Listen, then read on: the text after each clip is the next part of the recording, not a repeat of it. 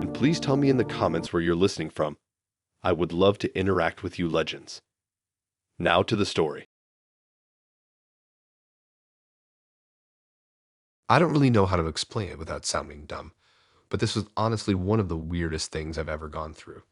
Like, I still can't figure out if the guy was trying to mess with me or if he's just genuinely that strange. It started the same way all those stories start. Swiping on Tinder when I should have been asleep or out of my mind, looking for someone to talk to. He didn't look shady at all. His pictures were pretty normal. Smiling at some bar, one selfie in a car, another one outside a coffee shop. No weird filters, no group shots where you couldn't tell who he was.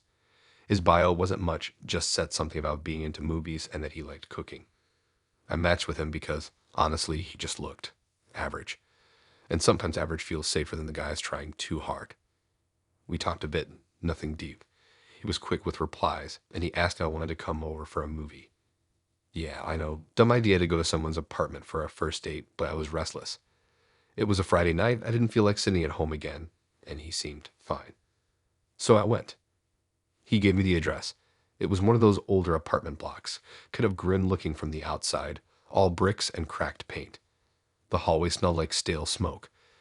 There was this weird buzz from one of the lights above, flickering on and off like it was about to die. His door was on the third floor, number painted on and fading black. When he opened it, I noticed right away how quiet it was inside.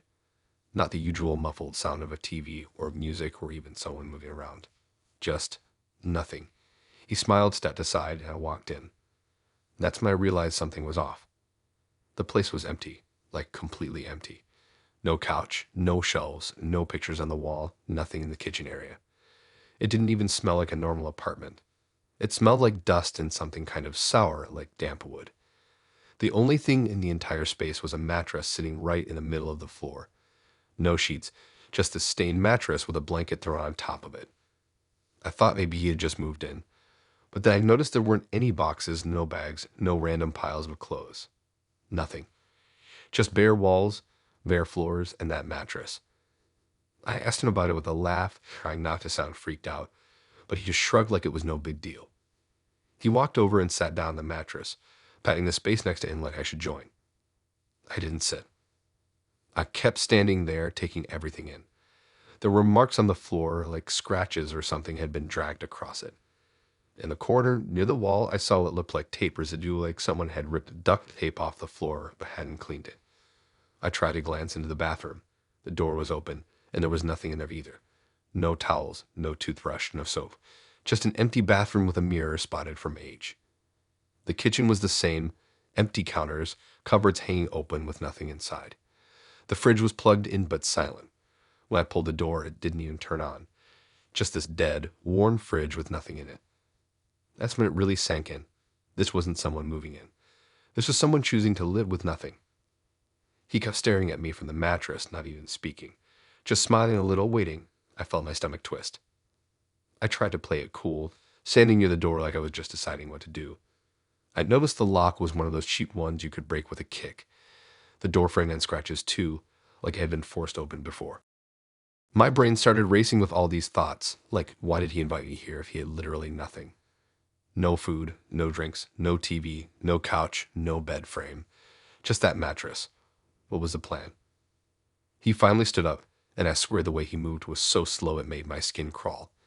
He didn't come toward me, just walked around the edge of the mattress like he was circling it. His eyes didn't leave me though, like he was waiting for me to sit down or something. I mumbled something about needing the bathroom and stepped inside, closing the door quick. I didn't even need to go. I just needed a second to think. There was no lock on the bathroom door, just this old handle that didn't even shut all the way. I looked at myself in the mirror, trying to keep calm, and noticed something written faintly on the glass. It looked like someone had traced a finger in steam at some point, and it left faint words. Stay. I swear my chest dropped. I opened the door slowly, peeking out. He was sitting again on the mattress, hunched over, elbows on his knees, staring at the floor. Not moving, not saying anything. I knew then that I had to get out. I wasn't gonna sit on that mattress. I wasn't gonna find out what stay meant. I told him I forgot something in my car, tried to sound casual. He didn't even answer, just kept staring at the floor. So I backed up, opened the door, and walked out fast. My heart was slamming the whole way down the stairs. I didn't run until I hit the front entrance, and when I looked back up at his window, he was standing there watching me. Just standing in the dark, no light behind him, his face barely visible. I didn't stick around. I drove off, shaking so bad I had to pull over halfway home. And the worst part, he never messaged me after. Not a single text, no unmatched nothing. Just silence, like the whole thing didn't even happen. But I can still picture that empty apartment, the mattress, and those scratches on the floor. And every time I think about it, I wonder how many other people stepped into that room before me and didn't leave.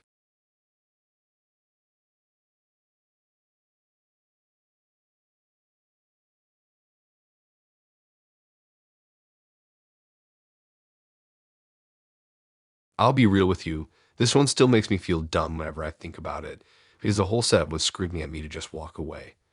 But I didn't. I thought I was about to meet someone amazing. And instead, I walked into something straight out of a scam story you'd see in some random Reddit thread. So I matched with this girl who honestly looked unreal. Not just pretty, like the kind of profile you scroll back to check again because you're sure she's out of your league. Every picture was different too, not those recycled selfies people usually post. She was on the beach in one, dressed up at a party in another, and even one that looked like a casual grocery store shot. It all looked way too polished, but I let myself believe it. We matched on a Tuesday night and she messaged me first. That never happens to me. She came across super confident, asking questions like she actually wanted to meet. She mentioned she didn't like wasting time texting forever, said she preferred seeing someone in person right away. I thought, cool, direct, no games. She told me to meet her at this bar downtown. Not a fancy one, not some hole in the wall either, just an average spot with neon beer signs and sticky floors. She said it was her favorite. I agreed to meet her Friday night. I spent the next 2 days hyping myself up, trying to figure out what to wear, telling myself not to get my hopes up. Friday rolls around. I drive over, park, and head to the entrance. The second I step inside, I realize it's one of those nights where the place is half empty. A couple people at the bar, a few groups in booths, nothing crazy. I scanned the room expecting to spot her immediately, but there was no sign of the girl from the pictures. Instead, right near the back, 3 guys were sitting at a table.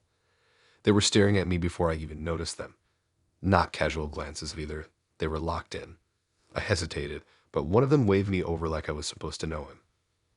It threw me off so hard that I actually walked over, thinking maybe she was in the bathroom or running late. But as soon as I got close, one of the guys leaned forward, all calm, and told me she had sent them instead. My brain just froze. Like, what sent them? Who even says that? I looked around the bar again, expecting her to pop up and laugh or something, but nope. It was just them. 3 guys not drinking, not talking, just waiting. They told me to sit. I didn't. The whole vibe was heavy. They weren't being loud or aggressive, but there was this tension that made it worse. One of them was playing with a lighter, flipping it open and shut. Another had his phone face down on the table, tapping it like he was timing something. The third just stared at me with this blank look, like he didn't even need to speak. I stood there awkwardly, pretending I was confused, which I was, but I tried to act like I wasn't freaked out. Inside my head, though, alarms were going off.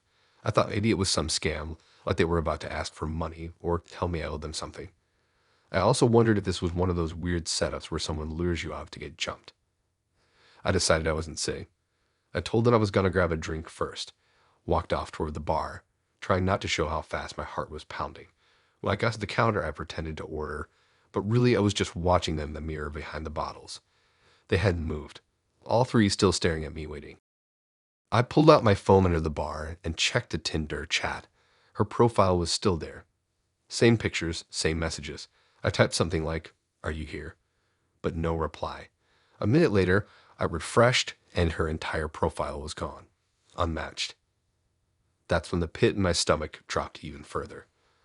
I glanced back and one of the guys stood up like he was gonna follow. That was it for me. I didn't even bother with the drink. I walked straight to the door, as steady as I could, pretending I wasn't bolting. The second I got outside, I picked up the pace, got to my car, and locked it fast. I sat there for a second, trying to calm down, and saw through the windshield that 2 of them had stepped outside the bar. Not chasing, just standing there, watching me drive away. I didn't go home right away. I drove around for a while, checking the rearview mirror every 2 seconds. I half expected them to follow me, but they never did. Later that night, I went back through the screenshots I'd taken of her profile earlier, and I noticed something I hadn't before. In one of the pictures, the grocery store one, there was a man in the reflection of the freezer door behind her, not some random shopper. A man holding out a phone like he was taking the picture. That's when it clicked that the whole account was probably fake. Those weren't even her pictures. It was some setup, and I had walked straight into it. I didn't report it or anything. What was I supposed to say? That I matched with a girl and ended up being stared down by 3 random guys. Cops wouldn't care. But I'll tell you this. Every time someone on Tinder seems too perfect, I think about that night. The empty bar, those 3 guys sitting there, waiting for me like it was planned. And I never went back to that place again.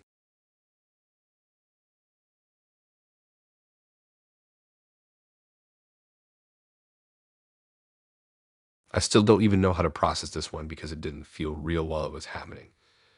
It felt like one of those stories you tell a friend and they laugh in your face, but every detail is burned into my head. So I matched with this guy who looked honestly really good in his photos. He wasn't like supermodel level, but clean cut, nice smile, gym pictures that weren't too try hard, just enough to show he cared about himself. His bio said he was into hiking and football, and he had a picture of himself at some game with his mates. Looked normal, looked fun. I swiped right, and he matched instantly. We started talking, and he was easy with the messages. Not too pushy, not one word boring either. Just right in the middle. We went back and forth for a couple of days, and then he asked if I wanted to meet up for coffee. Coffee sounded safe enough, not late at night at his place, so I said yeah. We agreed to meet at this cafe that's in the middle of the city, one of those chain ones where you can sit for hours and nobody bothers you. I got there first, sat by the window with my drink, and kept checking the door. When he finally walked in, my heart kind of dropped. He looked nothing like his pictures, like not just a bad angle situation, completely different. The guy in the photos had a sharp jawline, nice hair, fit build. The guy that came in was heavier, face rounder, hairline pushed back, clothes hanging weird on him. I was sitting there thinking there's no way that's the same person. But then he spotted me. He walked straight over, waving like we knew each other already. My stomach just sank. I forced a smile, let him sit down, but inside I was annoyed and uncomfortable. Catfishing is one thing, but this was bold. He started talking like nothing was wrong, like we'd just pick up where the text left off. His voice was loud, his laugh awkward. People at the cafe were glancing over at us because he kept shifting in his seat like he couldn't sit still. The longer I sat there, the more uneasy I got. His photos weren't just slightly filtered, they were completely different. And the way he was acting, it felt like he didn't even notice how obvious the difference was. I kept telling myself to just finish my drink, make an excuse, and get out. I stood up eventually, saying I had to leave. He looked disappointed but didn't try to stop me. I walked toward the door, already pulling my jacket on when it happened.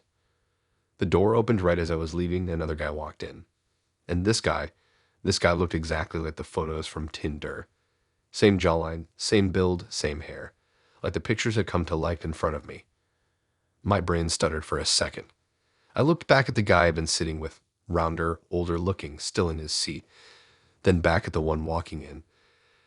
They were identical, but one had let himself go, and the other looked exactly like the polished version I'd been sold. That's when it hit me. They were twins. But here's the messed up part. Neither of them had mentioned it. Not once in all the texts. Not a hint. Nothing about having a brother, nothing about photos being shared. Just silence.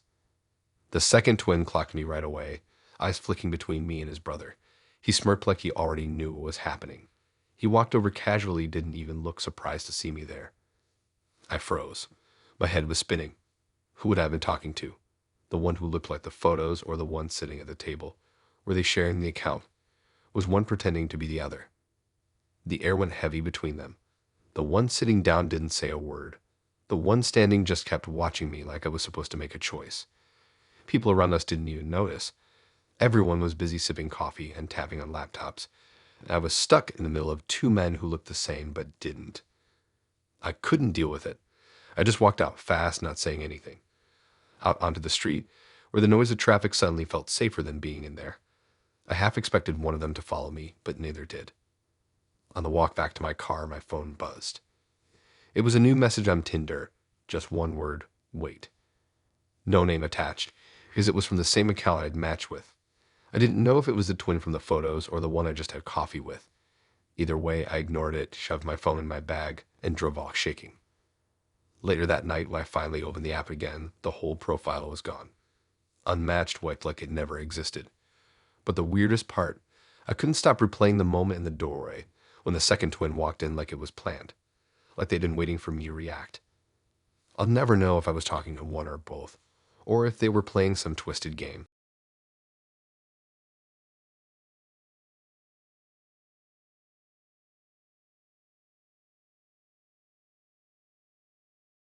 I should have trusted my gut the second I saw her profile, but I didn't. It was just one blurry photo, like it had been taken on a flip phone in 2007. You could barely even make out a face, just a shape of a person sitting on a chair with some messy background. No other photos, no bio, just her name and age. Normally, I would have swiped left without a second thought, but for some reason I didn't. Maybe I was bored, maybe I was curious, maybe I just thought, why not? She matched with me in less than a minute. No hesitation. That should have been another red flag, but I just brushed it off. Her replies weren't warm, but they weren't dead either. Short, to the point.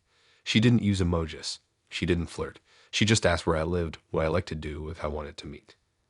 That was the third flag, but again, I ignored it. She suggested a diner on the edge of town. One of those places that stays open all night, neon sign buzzing, sticky booths that have probably been there since the 80s. I figured it was public enough to feel safe, so I agreed. Friday night, I pulled into the parking lot, and it was half empty.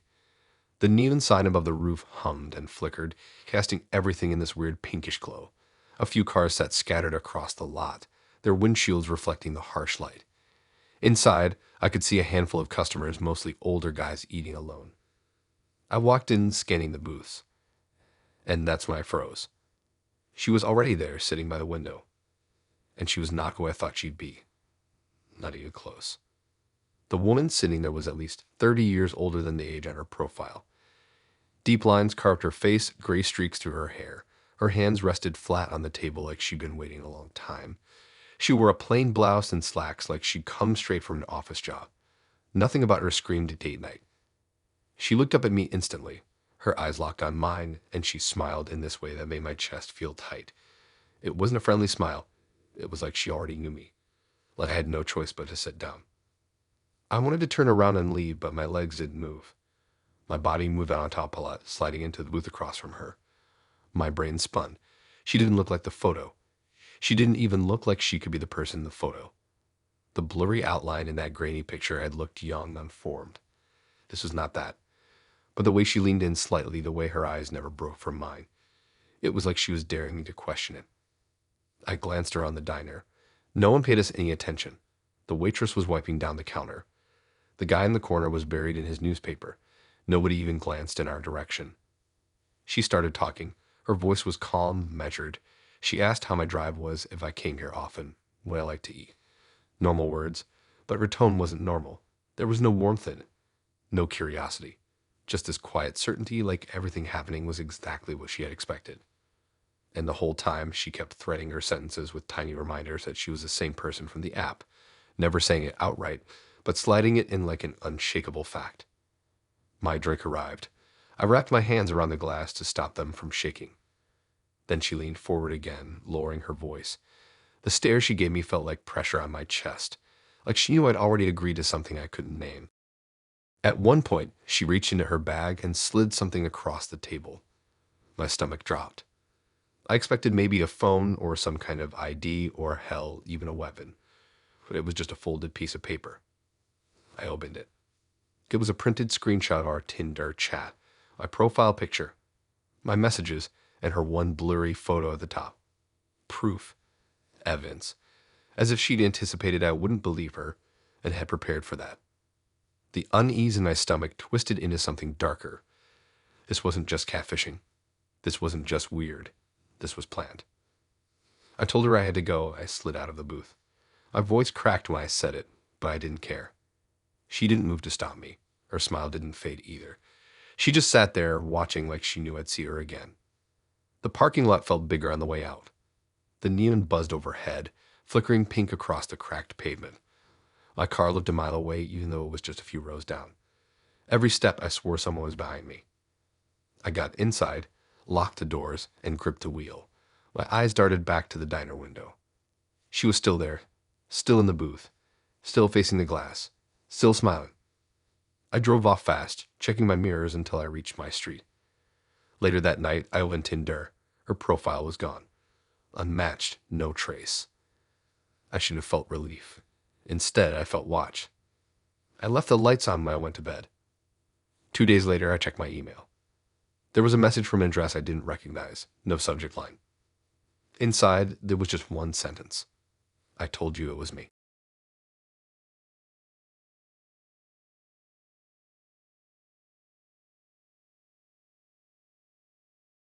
I've gone on a lot of Tinder dates, but this one has basically ruined the idea of ever going to some guy's apartment again.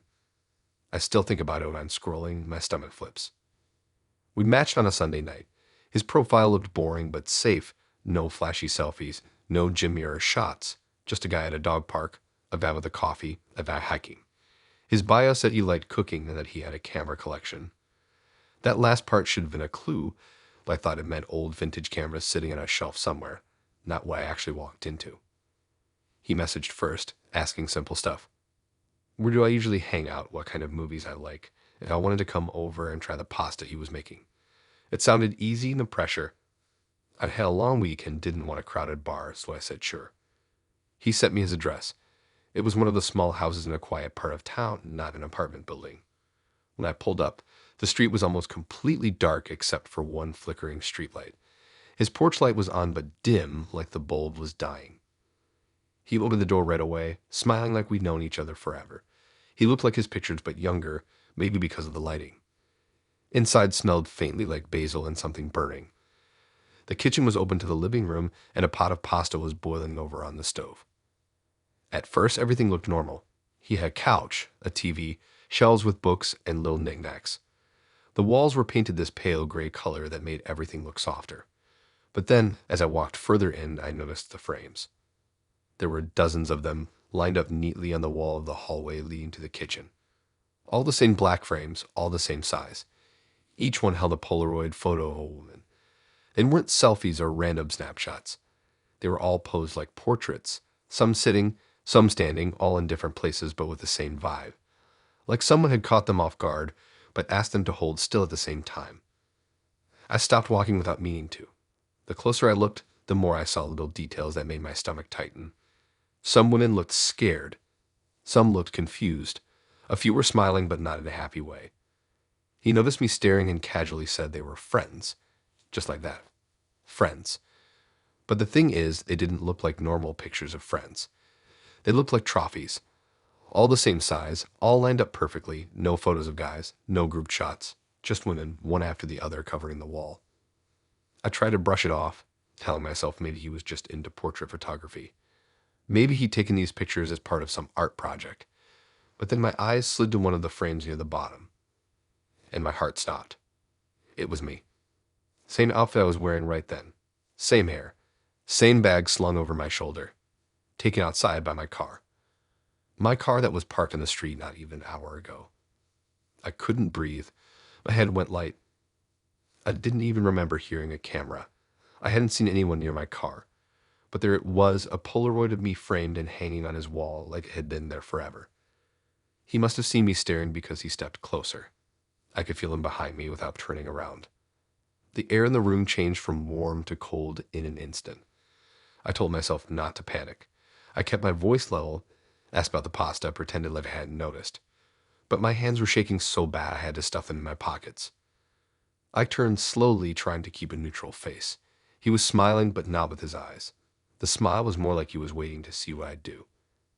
I mumbled something about needing to grab my phone from my bag, backing toward the front door. He didn't move. Just stood there, still smiling, like he was curious how I was going to play it. The whole hallway felt longer than when I walked in. Every frame on the wall seemed to be staring at me now. I didn't dare glance back at mine. When I reached the door, my fingers fumbled with the handle. It stuck for a second, then gave way. I stepped out onto the porch and forced myself to walk down the steps instead of running. The street was silent. My car looked exactly the same as before. I unlocked it, slid in, and locked the doors immediately.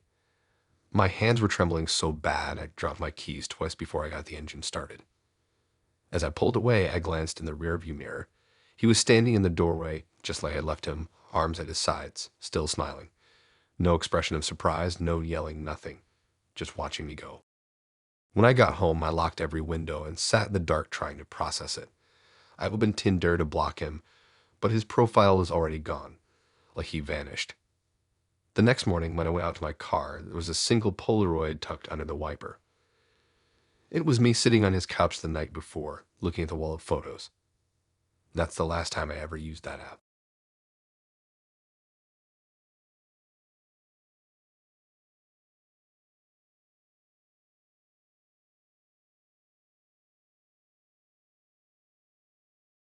The weirdest thing about this date was that nothing felt weird at first. That's why it stuck with me. It started out normal, just like any other Tinder match. Her profile wasn't sketchy. A few selfies, one with friends, one on a rooftop somewhere at sunset. Her bio was short but normal. She liked sushi like dogs, hated the gym. Nothing screamed scam. Nothing screamed danger. We matched on a Thursday afternoon, and within a few hours we were making plans. She suggested meeting that same night. Normally, I'd be cautious about something moving that fast, but she seemed confident. And I'll admit, the idea of a spontaneous date has certain appeal. She picked the spot, a bar just outside the downtown strip. Popular enough to feel safe, but not the kind of place where you had to yell over the music. I'd been there before. Good burgers, cheap beer, nothing out of the ordinary. I showed up a little early, grabbed a booth in the back, and waited. She came a few minutes later, and I felt the usual mix of relief and surprise. She looked exactly like her photos, actually better. Tall, dark hair that caught the low light, sharp eyes that made it hard to look away. She was dressed casual but put together, jeans and a simple black top. The kind of effortless style that made me feel underdressed in an instant. She smiled when she saw me, slid into the booth, and it all felt easy. We talked, ordered drinks, ordered food. The conversation wasn't earth-shattering, but it was smooth. She laughed at the right times, asked me questions, shared just enough about herself to keep me hooked. Nothing deep, nothing strange. I remember thinking, finally, a normal date for once. Then she excused herself to the bathroom. She left her phone on the table, screen down. Totally normal. I didn't think twice until it buzzed. And kept buzzing. At first I ignored it. One notification, fine. But then it went again and again. It turned into this steady rhythm, buzz, pause, buzz, buzz. The glass in my hand sweated against my palm, but I couldn't focus on anything except the sound. Finally, the phone lit up, screen facing me. The lock screen preview showed Tinder messages, all from different names, and they were all saying the exact same thing. Meet me here at 8. Dozens of them. Same words over and over from different men. My stomach dropped. I kept glancing at the bathroom door, expecting her to come back any second. The phone buzzed again. Another message. Same line, meet me here at 8. I leaned back trying to look casual, but my brain was racing. Why was she telling all these guys to meet here? What was supposed to happen at 8? The clock on the wall said 7:55. I thought about just leaving, walking out before she came back, before anything else could unfold. But I didn't move. Some part of me wanted to see. Maybe I needed to know. The phone buzzed again, again. Each time the preview lit up, it was another stranger saying they'd arrived. At 7:59, she came back. She slid into the booth like nothing happened, tucking a strand of hair behind her ear. She didn't even glance at her phone. She just smiled, asked if I wanted another drink. I nodded, though my throat was dry. While we waited, I noticed a man walk into the bar. Alone. He looked around like he was searching for someone. His eyes scanned the booths, then landed briefly on her. His expression flickered, almost hopeful, but then he saw me sitting there and kept moving. Another man walked in, then another. By 8:10, there were at least 7 men in the bar, all alone, all scanning the room. Some of them lingered at the entrance, others sat at tables nearby, but every single one of them kept sneaking glances at her. None of them looked at each other, but I could feel the weight of their collective attention pressing in. She kept talking, sipping her drink, laughing softly at her own jokes. If she noticed the way the bar was filling with men, she didn't let on. I couldn't focus on her words. I was too busy counting, watching. My skin prickled with the awareness of how wrong this was. Her phone buzzed again. I glanced down. Another Tinder message appeared. Just one word. Here. They weren't just on the way. They were already inside. The air felt heavy. Too heavy. The bar wasn't loud enough to drown it out. Every scrape of a chair, every clink of a glass, echoed like a warning. At 8:20, one guy stood up. He walked over slowly, eyes locked on her. He stopped just short of the booth, hovering like he was waiting for permission. She didn't flinch. She didn't even look surprised. She turned her head slightly, almost like she'd expected him right on schedule. Before he could speak, another man stood. Then another. It hit me in a wave. She had told all of us to meet her here. At the same time. My chest tightened. I pushed back from the booth, tossed cash onto the table, and muttered something about needing to go. She didn't try to stop me. She didn't even acknowledge it. She just kept smiling, eyes flicking between me and the men gathering nearby. The walk to the door felt like pushing through water. I could feel the eyes on my back, the weight of something unspoken pressing down. As I stepped onto the street, I turned back. Through the window, I saw them closing in around her booth. One by one, they gathered like moths to a flame, and she was still smiling. I got in my car, slammed the lock, and drove off with my pulse hammering in my ears. Later that night, I opened Tinder, ready to block her, but her profile was gone. Not unmatched, completely wiped like she never existed. I should have felt relieved, but I couldn't stop replaying the scene in my head. The phone buzzing with identical messages, the men drifting into the bar like clockwork, the way they hovered around her as I left. I still wonder what happened after I walked out. And sometimes when I'm alone in a crowded place, I think about those words lighting up her screen over and over. Meet me here at 8.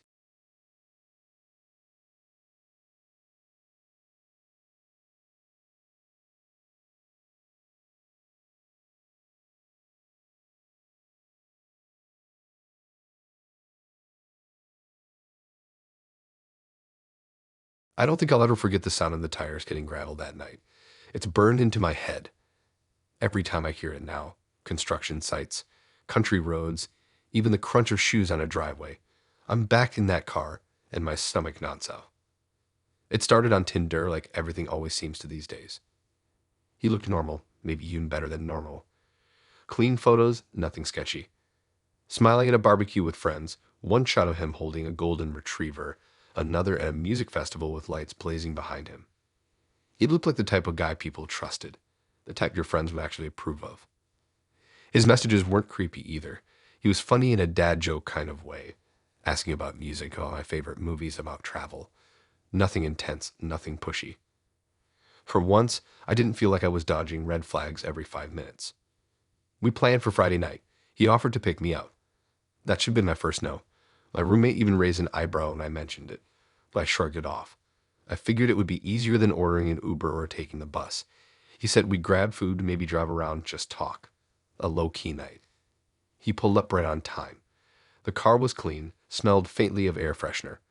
Soft music played from the radio, some indie playlist, mellow and harmless. He smiled when I climbed in and said I looked nice, and for a moment I let myself relax. We pulled out into the street, headlights sweeping over the quiet houses. At first it was fine. We cruised through town, passing restaurants and bars, the glow of neon signs flashing past. I waited for him to turn toward the main strip where all the food spots were, but he didn't. Instead, he merged onto the highway. I asked where we were going. He just grinned, eyes still on the road. It's a surprise, he said. I laughed, but it came out thin. Surprises weren't really my thing. Still, I told myself to give him a chance. Maybe he had some cool little spot outside of town. Some hole in the wall place worth the drive. But the city lights faded behind us. The highway stretched on, the streetlights growing sparser until they disappeared completely. Cars thinned out. My eyes flicked to the clock on the dashboard. 20 minutes went by, then 30, still no explanation. The dark pressed in, the forest rising on either side of the road. I asked again where we were going, trying to keep my tone light. We're almost there, he said. Almost there where? Every time I pressed, he brushed it off with the same answer. Almost there.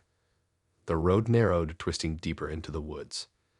The painted lines faded, the pavement cracked and uneven. My stomach clenched tighter with each turn. I glanced at my phone. 1 bar of service. My thumb hovered over the screen, debating whether to text my roommate, but I didn't want him to notice. I slid the phone back into my bag. An hour passed, then another. The farther we drove, the less there was. No gas stations, no houses, no signs. Just the endless forest swallowing the car. At one point, I told him I needed to use the bathroom. He didn't even glance at me. "We're almost there," he repeated. The clock hit midnight. My reflection in the window looked pale and foreign, wide eyes staring back at me like I was watching someone else's nightmare unfold. My chest felt tight. I couldn't seem to take a full breath. Finally, after what felt like forever, he slowed down. The smooth hum of asphalt gave way to a crunching grind. I hadn't even noticed when the road changed, but now the tires crunched over gravel. Each pop and crack of the stones echoed like gunshots in my ears. We passed a sign, a wooden post weather-beaten and blank. No words, no numbers. Just a forgotten marker swallowed by vines. The gravel road wound deeper into the trees. Branches arched overhead, blotting out even the moonlight. The air grew heavier, colder. Then suddenly we broke into a clearing. His headlights washed over a cabin, if you could call it that. Boards covered the windows. The wood siding was rotting, half collapsed. No lights, no signs of life. Just a dead, abandoned husk of a building. He pulled up in front of it, shifted into park, and cut the engine. The silence was suffocating. I sat frozen, hands clenched around my bag. My heartbeat thundered in my chest, so loud I was sure he could hear it. Slowly, he turned to look at me. His smile stretched wider than it had all night, thin and deliberate. And then, just like before, he said the same thing. "Don't worry, we're almost there." I didn't wait to find out what that meant. My hand shot to the door handle. I yanked it open, the cold night air slamming into me. I ran. Gravel crunched under my shoes. Branches slashed against my arms as I tore into the woods. My breath came in ragged gasps. Behind me, I heard the car door open. Then his footsteps. Not running, just steady. Measured, like he knew I wouldn't get far. The forest swallowed me whole. No lights, no sound but my own breathing and the crack of branches underfoot. I stumbled, fell hard on my knees, scrambled back up, and kept running. At some point, I saw a faint glow through the trees. Headlights. A road. I stumbled out of the forest and onto asphalt, waving my arms wildly. A truck screeched as it slowed, horn blaring. I didn't even look back to see if he was behind me. I just begged the driver to take me anywhere but there. When I finally turned, the road behind us was empty. The forest stood still and silent. No sign of him. Like he had melted into it. I never saw him again. His Tinder profile was gone by the next morning. Vanished like it had never existed. But sometimes, late at night when the world is too quiet, I hear it again. That sound. The crunch of tires on gravel, leading me somewhere I was never supposed to go.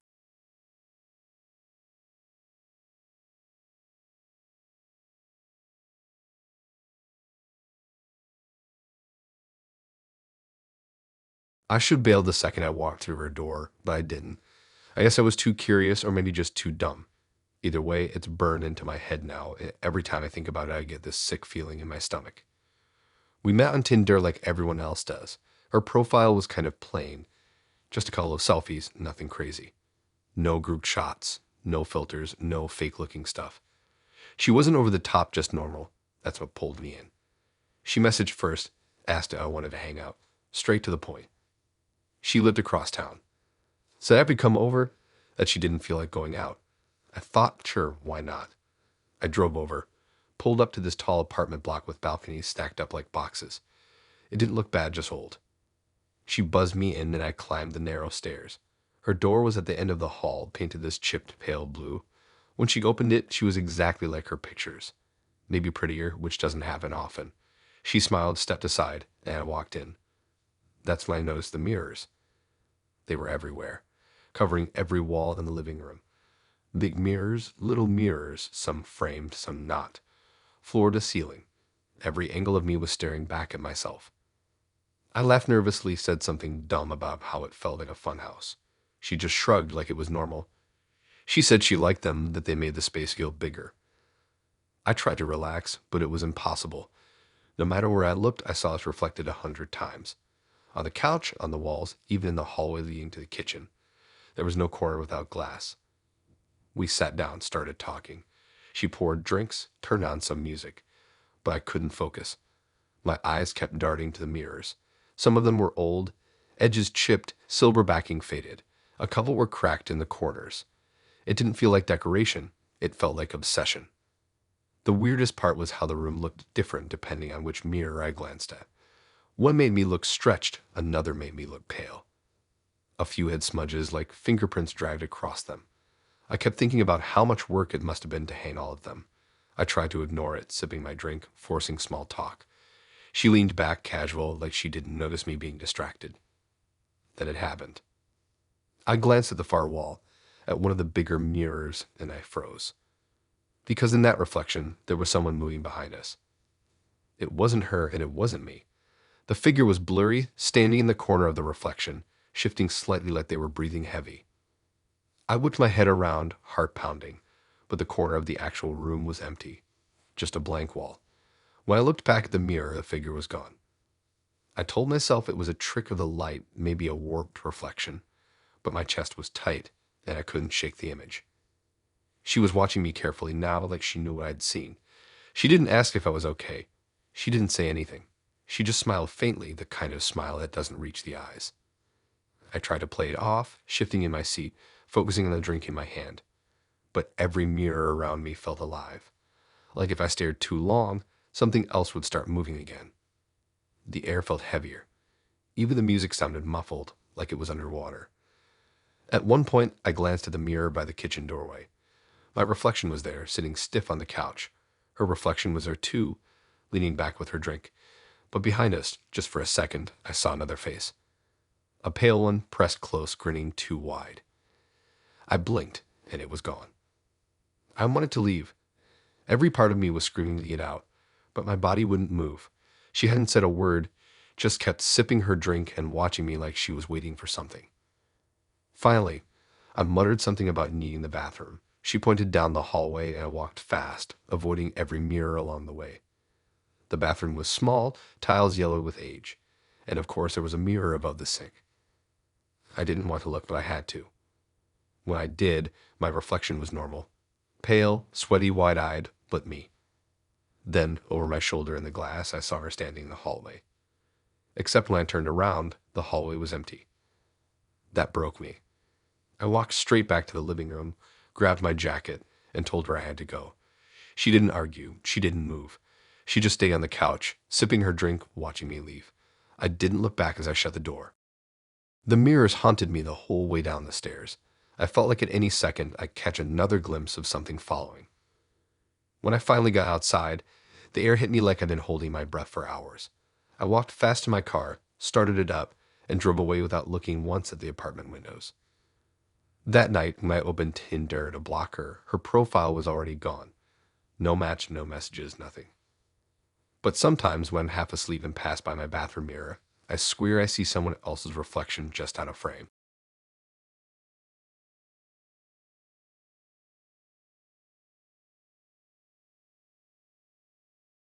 I knew something was off, but it didn't hit me until halfway through the date. By then it was too late to laugh it off, too late to brush it aside, because the stuff he knew about me was way too specific for it to be some coincidence. We matched on a Tuesday night. His profile wasn't flashy, but it wasn't a walking red flag either. 3 photos, one of him in a hoodie pulled up, sitting somewhere outside. One at a cafe with a cup of coffee, a book in front of him, and one blurry one at night, the glow of streetlights behind him. Not Instagram perfect, but not catfish material either. His bio was short, like music, worked freelance into spontaneous meetups. He messaged me first. I braced for something gross or lazy, but it wasn't. He was funny in a dry way, quick with comebacks, not the copy-paste lines you learn to spot after a while.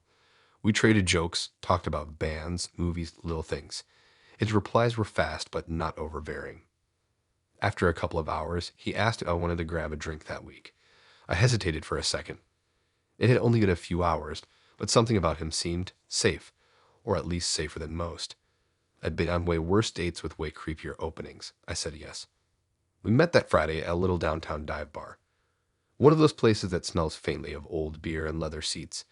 Dim lighting, the kind of spot you pick when you don't want loud music killing conversation. I showed it a little after 8. He was already there, sitting at a table near the back, facing the door. He stood when he saw me, smiled, waved me over. He looked like his pictures. A little taller than I expected, sharp around the edges, cleaner somehow than the grainy photo suggested. At first, it felt normal. We ordered drinks, we had small talk. Hobbies, travel, favorite foods, the usual first date script. I found myself relaxing. His eye contact was steady, but not overbearing. He laughed at my dumb stories. He asked follow-up questions. I thought maybe I'd lucked out. Then he said her name. My sister's name. It slid into the conversation so smoothly I almost missed it. I froze mid-sentence. I hadn't mentioned her. I hadn't even hinted at having siblings. I forced a laugh. Maybe I'd posted her on Instagram somewhere and he remembered. People stalk socials before dates all the time. It didn't have to mean anything, but it stuck with me. I brushed it away and kept going. He asked about work. I gave him the vague answer I always give: retail. He nodded, smiled, and then said the actual name of the store. Not just a company, the exact branch. I blinked, trying not to let my face show the chill creeping into my chest. I'd never told him that. Not on Tinder, not in person. I made a joke of it, asked how he knew. He just smiled, sipped his drink. His answer was vague, slippery like smoke you couldn't grab. Nothing direct, nothing I could pin down. That's when my skin started crawling. I steered the conversation away, trying to focus on him. He gave short answers about his work, his family, his hobbies, but always found a way to circle back to me. My hometown, my old school, my street growing up. Each detail slipped into the conversation like he was testing me, waiting to see how long it would take for me to notice. I kept glancing at the exit, measuring the distance, wondering if I could leave without making it obvious. Then he leaned closer. His voice dropped, and he said my current address. Not just the building, the number of my apartment. My hands went cold. I hadn't moved recently. I hadn't posted about it. I'd been there 2 years. There was no way he'd know that. I excused myself, told him I needed the bathroom. My legs shook as I walked down the hallway, my pulse roaring in my ears. Inside the stall, I yanked my phone out with trembling hands. I opened Tinder to pull out his profile again, desperate to figure out what I'd missed. But his account was gone. Not just unmatched, gone, like it had never existed. The panic crashed over me. My head spun. I felt trapped, knowing he was sitting outside, waiting, armed with details he shouldn't have. I stayed in the bathroom for 10, maybe 15 minutes, staring at the tiled floor, trying to plan my next move. Finally, I forced myself out. He was standing near the bar, not at the table, not with his drink, just standing facing the hallway waiting. He didn't look angry. He didn't even look surprised, just calm. Steady, like he knew I wasn't going anywhere. I plastered on a smile, muttered that I wasn't feeling great and needed to go home. My voice cracked halfway through, but I didn't care. He didn't argue, didn't reach for me, didn't follow. He just stood there, sipping his drink, his eyes fixed on me as I walked past, out the door, and into the street. The air outside was cold and sharp. The street was quiet, too quiet. My heels clicked against the pavement as I hurried toward my car, every nerve screaming that he'd appear behind me any second. But he didn't. I locked my doors, sat there shaking, then finally pulled away, checking my mirrors over and over until I made it home. All weekend, I checked Tinder. His profile never came back. But the thing that eats at me most isn't that he knew my sister's name, or where I worked, or even my exact address. It's how calm he was. Like he'd been waiting to reveal it piece by piece, savoring the way my expression shifted each time he peeled back another layer. And I still don't know how he knew.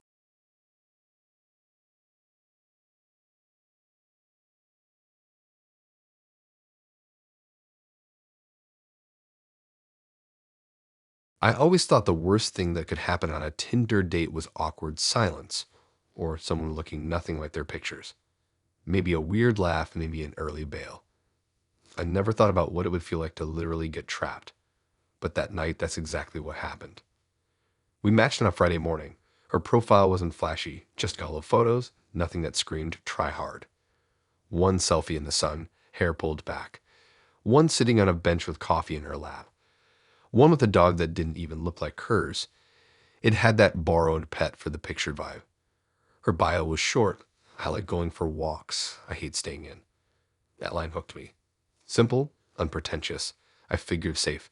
We messaged for a bit. She was quick, direct, not flirty, not boring. Within an hour, she suggested drinks that same night. Straightforward, which honestly I liked. No endless small talk leading nowhere. She picked a bar downtown, right near the train station. Public, busy, well lit. Nothing about it set off alarms. I showed up 10 minutes early and grabbed a table near the window so I could watch the door. She came in right on time like clockwork, and she looked like her pictures, better even. She had this calm energy, soft voice, easy smile that made you want to lean closer just to hear her. The first drink went down fast because I was nervous, but it got easier as the conversation kept flowing. We joked around, traded stories, compared travel disasters. She laughed at the right spots, nodded when I talked, mirrored my body language. It felt normal. Good even. After about an hour, she leaned in slightly and asked if I wanted to go for a walk. It wasn't late yet, maybe just past 9, and the streets were still alive with people heading to bars and restaurants. It seemed harmless. Her profile had even said she liked walking. So I said yes. I paid the tab, we stepped outside, and the night air was warm against my skin. The sidewalks glowed under street lamps, neon signs buzzing. She walked close, almost brushing against me, pointing out graffiti on brick walls, little shops I'd never noticed. It felt casual, almost cozy. We cut down a quieter street. I assumed she knew a shortcut. The sounds of traffic thinned behind us. The shops gave way to taller buildings that leaned over the narrow pavement, their shadows stretching long. My gut tightened a little, but I brushed it off. She didn't hesitate, didn't look around like she was lost. She walked with certainty like she'd done this 100 times before. And then, halfway down the block, they stepped out. 4 men, maybe 5. They came from a side alley all at once, spreading out in a line across the street in front of us. I froze. My chest locked up, breath catching sharp in my throat. She didn't freeze. She didn't even slow. She kept walking until she was just a little behind them. Then she turned to face me. Her expression had changed. No more soft smile, no warm energy. Just blank, neutral, like a switch had been flipped. The men closed in. 1 behind me, 2 fanning out of the sides, 1 directly in front. It didn't speak, didn't rush. Just moved with a steady confidence like they'd done it before. My pulse roared in my ears. My hands curled into fists before I even realized it.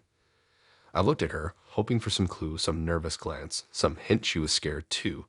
But she just stood there, calm, watching. One of the men brushed past my shoulder. Another shifted to block the way back to the main street. They were sealing me in. I stammered something.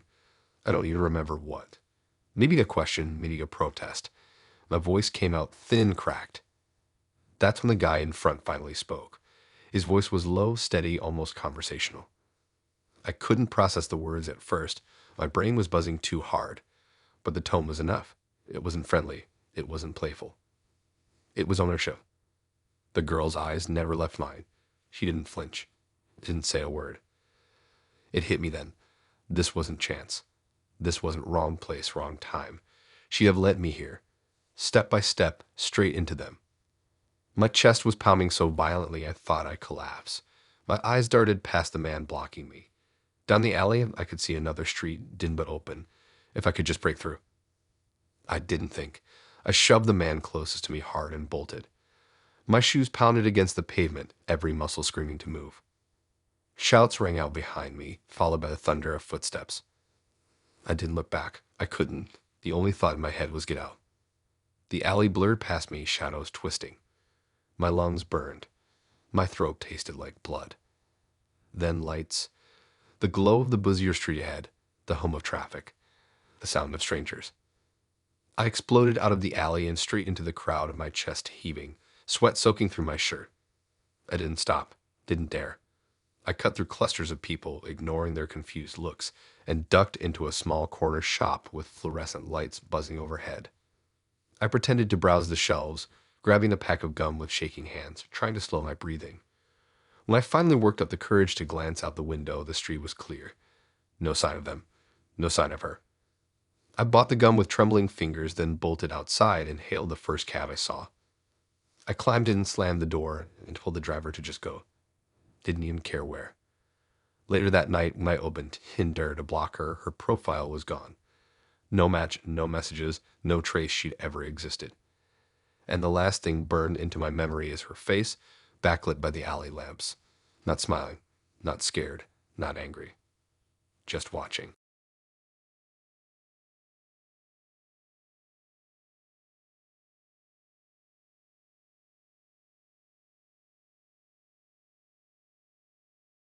I thought it was just nerves at first.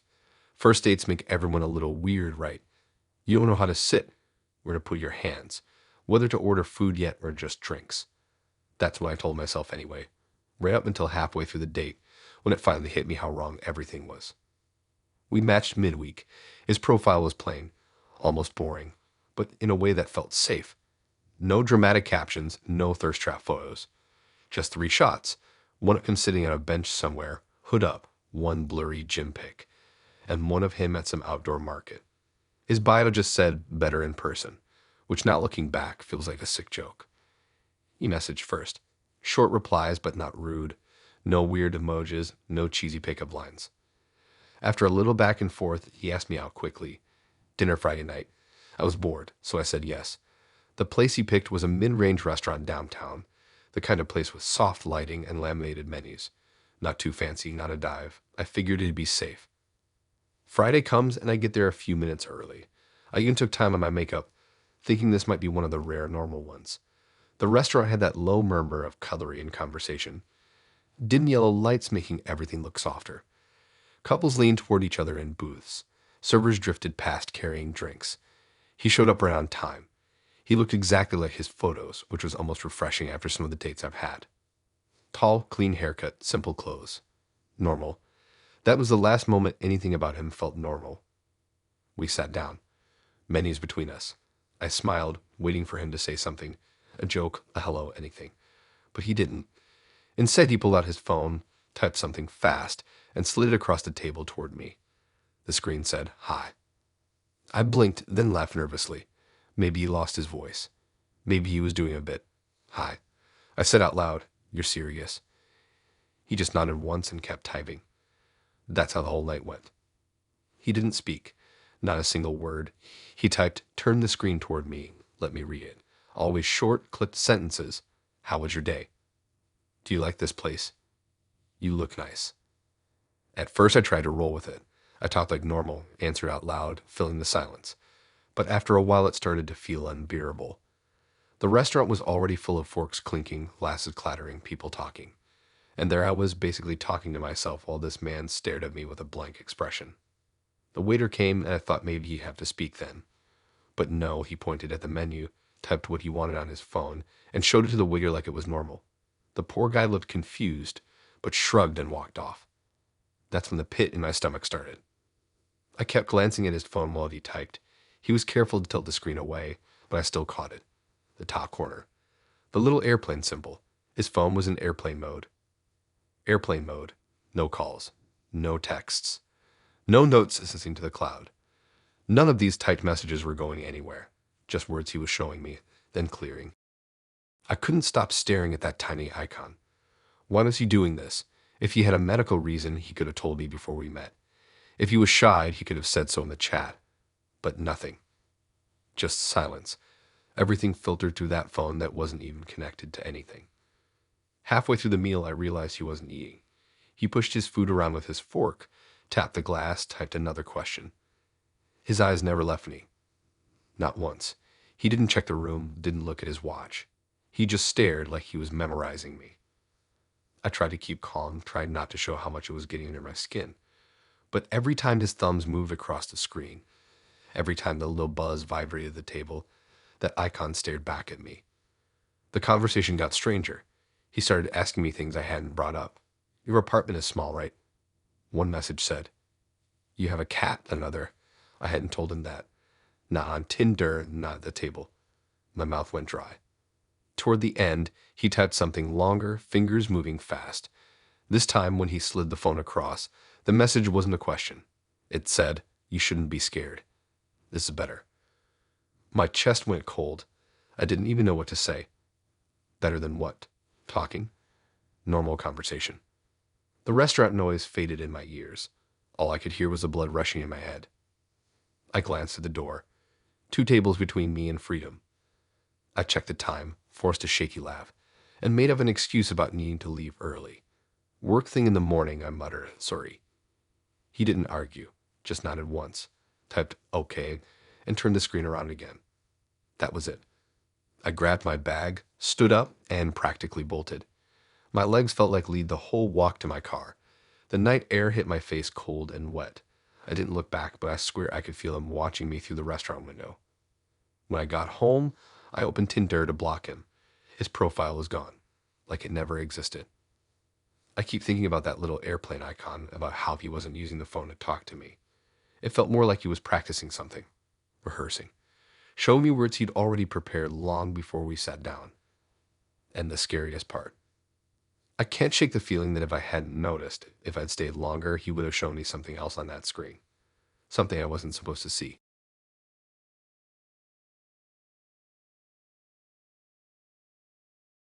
The weirdest part wasn't even the date itself. It was hearing my own voice playing back at me when it shouldn't have been. That's what made me leave. That's what still makes my stomach knot whenever I think about it. She matched with me on Tinder late one night while I was half asleep, phone propped on my chest. Her profile wasn't flashy, just 2 pictures, one of her in a car selfie, sunlight cutting across her face, and one of her with a drink on some rooftop bar. No captions. Her bio was blank. Still, she messaged first. Just hey. That alone set her apart. We went back and forth a little, and then, out of nowhere, she asked me to send her a voice note. Not a text, not a call. A voice note. I hesitated. Who asks for that right away? But she said she liked to hear someone's voice before meeting. Claimed it made things feel more real. I should have said no, but it was late. I was tired, and honestly, it didn't seem like a big deal. So I recorded one of those dumb little clips, just me half laughing into the mic saying, hey, it's me, now you know I'm real. Nothing special. Nothing I wouldn't have said on an actual phone call. She reacted with a heart emoji. That was it. We planned to meet the next evening. She picked the spot. A cafe about 10 minutes from my apartment. I knew the place. Cozy lighting, half busy even on weekdays, indie music playing low in the background. The kind of place that feels safe by default. When I got there, she was already inside. Table near the back, half shadowed by one of those hanging lamps.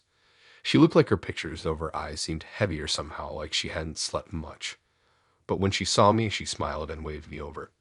So far, so normal. We ordered drinks, sat across from each other, and started talking.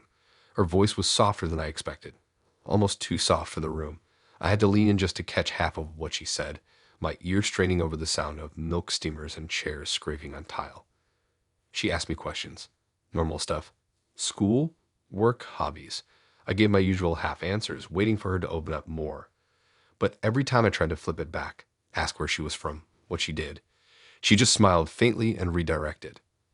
That's when I noticed it. At first it was faint like static, a sound I could almost ignore. But the longer I sat there, the clearer it became. A voice. My voice. It was coming from her bag, muffled under the table. I froze mid-sentence, my ears strained, and then I heard the exact words, I'd recorded the night before. Hey, it's me, now you know I'm real. My throat went dry, my own voice looping faintly like a recording stuck on repeat. I forced a smile, forced myself to keep talking. But my chest tightened with every second. She didn't react, didn't even glance at the bag, just kept sipping her drink, nodding at me like nothing was wrong. I tried to play it off, asked her some throwaway question to cover the silence. But my ears were locked on that sound, the ghost of my own voice whispering from the shadows under the table. I shifted in my chair, pretending to stretch, and let my eyes flick down. The bag was zipped, phone tucked inside, but I could see the faint glow of a blue light bleeding through the fabric. Why was it playing that recording? Why now? I wanted to ask, I almost did. But something in her expression stopped me. She was watching me too closely. Not with curiosity, not with nerves. More like waiting. The cafe felt smaller suddenly. The soft yellow lights seemed too dim. The hum of conversations around us dulled under the repetition of my own voice, over and over like a drip of water in the back of my skull. My brain spun with explanations. Did she record me without asking? Was she testing me, seeing if I'd notice? Was she sending it to someone else? The voice note looped again. Hey, it's me. Now you know I'm real. My laugh at the end of it sounded foreign, mocking. I pushed back my chair, muttered something about needing the bathroom. My voice cracked on the word bathroom. She didn't blink, just smiled faintly, sipping her drink, eyes never leaving mine. The bathroom mirror showed me a pale, sweaty face. My own. My pulse raced so hard I thought I'd faint. I gripped the sink until my knuckles went white. Instinct kicked in. I pulled out my phone and opened Tinder. Her profile was gone. Not unmatched. Gone, like she never existed. No chat history, no record of the voice note I'd sent. That's when panic fully hit. I splashed water on my face, dried it with a paper towel that tore in my shaking hands, and forced myself back into the cafe. The sound was still there. My voice looping from her bag. She hadn't touched it. She hadn't moved. Just sat there calmly, eyes following me as I walked back to the table. I didn't sit. I didn't explain. I just said, I have to go grab my jacket, and turned toward the door. She didn't protest, didn't even ask why. She just watched me leave, lips pressed in that faint, unreadable smile, as my own voice kept playing from inside her bag. Outside, the night air hit me sharp and cold. I walked fast, half expecting to hear her footsteps behind me. But when I risked a glance through the cafe window, she was still at the table, still sitting there. I dropped my keys twice before I finally got my car door open. My hands were shaking that bad. The drive home was a blur. Every car in my rear view felt suspicious, every streetlight too bright. I kept checking the mirrors, convinced she or someone else was following me. When I finally made it inside my apartment, I locked the door, slid the deadbolt, and sat in the dark for what felt like hours. That night, I'd opened Tinder again, still gone. No trace of her. No evidence of our chat. No proof of the voice note. But I can still hear it. That stupid clip of me saying, hey, it's me, now you know I'm real, playing over and over, endless. And the worst part, I can't stop wondering how many other voices she has saved, and who else has been listening.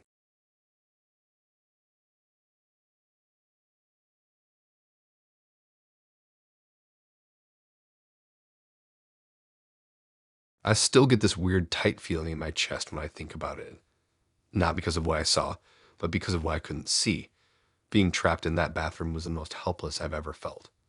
It started pretty normal. Matched with this guy late on a Wednesday night. His profile was simple. 3 photos, all indoors, no group shots, no wild captions. He looked average, which honestly felt safer than someone trying too hard. He messaged me something short, and the conversation stayed short. Not a ton of emojis, no cheesy lines, just want to come by Friday and hang out. Normally I'd say no, but I was in a restless mood. I figured fine, a quick meetup. He gave me his address, and Friday night I drove over.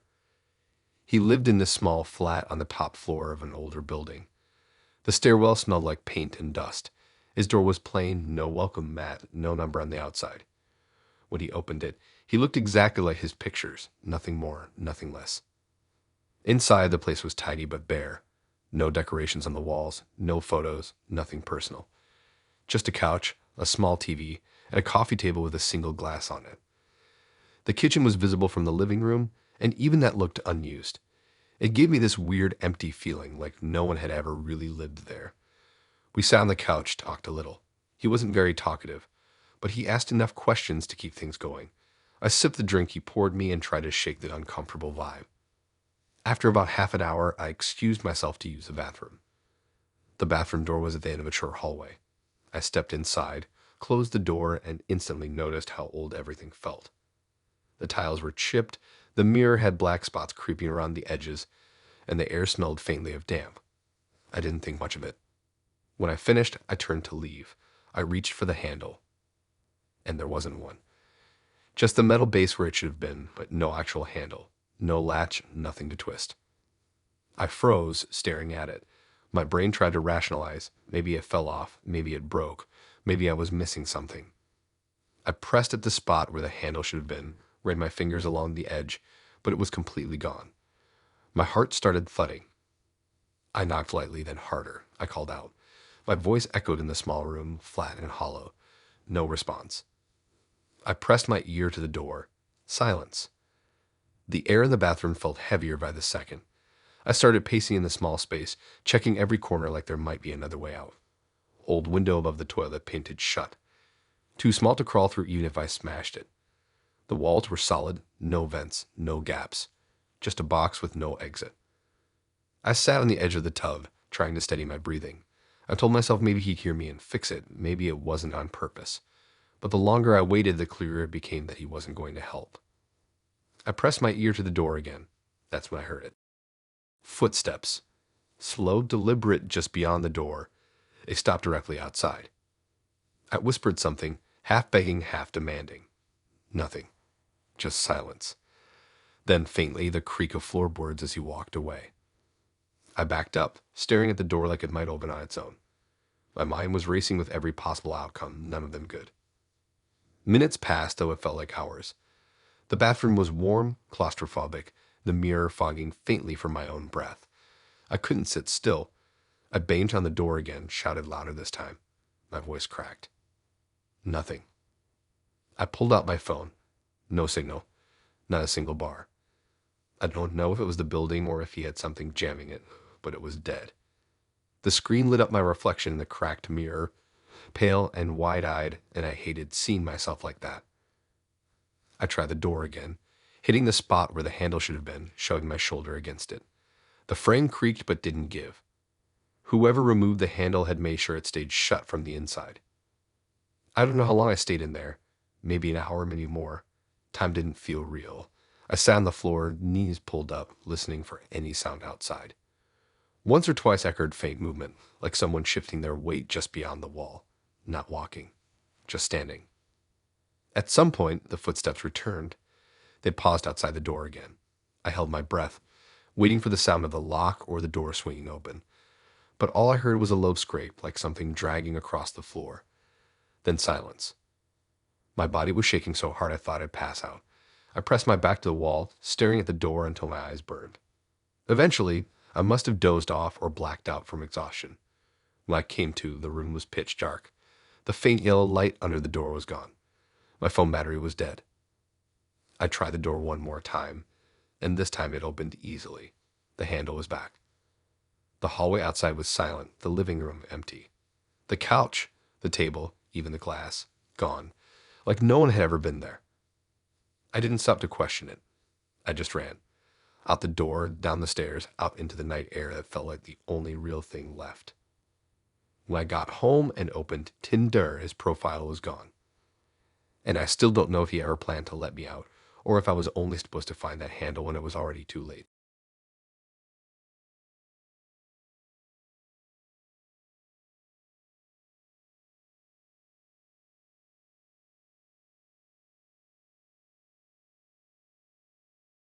I thought it was just a slip at first.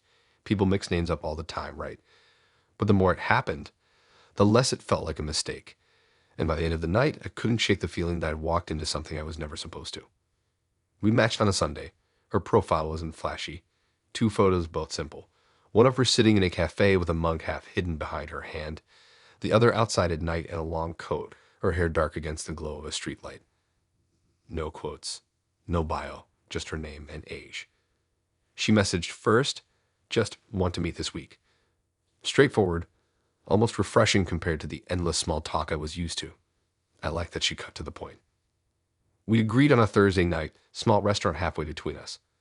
I knew the place, a little Italian joint with dim lighting, candles on the tables, and old posters on the walls. It was casual but cozy, the kind of spot where first dates usually felt safe. I got there early, sat by the window, and fiddled with my phone. Watching people walk by always helped settle my nerves. When she came in, I recognized her right away. Same coat from her picture, dark hair brushing her shoulders, pale skin that almost glowed under the restaurant's yellow lights. Her expression was serious until she spotted me, then it softened into a small smile. She sat down, leaned forward slightly, and said, "Hi, Daniel." I froze for a half second, then laughed lightly. Actually, it's my name." She tilted her head, smiled a little wider, and nodded like she'd just misheard me. "Of course," she said smoothly, moving on immediately to ask about my day. I brushed it off. Happens all the time, right? Maybe she was messaging a couple people at once and mixed me up. Not the end of the world. We ordered drinks. Conversation flowed better than I expected. She wasn't shy, but there was an intensity about her. The way she looked at me really looked like she was studying each word I said, memorizing every detail. It wasn't unpleasant exactly, but it was sharp. Halfway through the meal, it slipped again. "So, Daniel," she said, tilting her glass toward mine, "do you want another drink?" I blinked. The way she said it was casual, seamless, as if the name belonged to me all along. I corrected her again, firmer this time. "It's my name, not Daniel." Her smile didn't falter. If anything, it settled into something calmer. "Don't worry," she said softly, like she was soothing a child. "You'll see." The words sent a cold ripple down my spine. I laughed nervously, asked her what she meant. She just shook her head, let the silence hang for a beat, and then changed the subject as if nothing had happened. The rest of dinner, she avoided my name completely. "No, you," or "Hey." Just questions, statements, all neatly sidestepping the issue. I tried to relax, but the back of my mind kept buzzing. When the plates were cleared, she suggested a walk. Her voice was steady, eyes fixed on me. I hesitated, but I didn't want to look paranoid, so I agreed. We stepped out into the night air, cool and sharp after the warmth of the restaurant. The streets weren't busy, just a scattering of people heading home, lights glowing in shop windows, the occasional car sliding past. She walked close, our shoulders nearly brushing. Her silence felt heavier now, the rhythm of her boots on the pavement echoing against the quiet street. Every time I glanced at her, she was already watching me. We stopped briefly near a shop front. The glass was tinted, but enough to catch our reflections. She leaned slightly toward it, studying the faint image of us side by side. And then, under her breath, almost like she was testing how it sounded, she whispered, "Daniel." The name hung in the air like smoke. My chest tightened. I turned to her. "That's not my name. I told you already." Her eyes stayed on the reflection, not me. Slowly, her lips curved into that same calm smile. "Don't worry," she whispered. "You'll see." The way she said it wasn't playful. It wasn't teasing. It was final.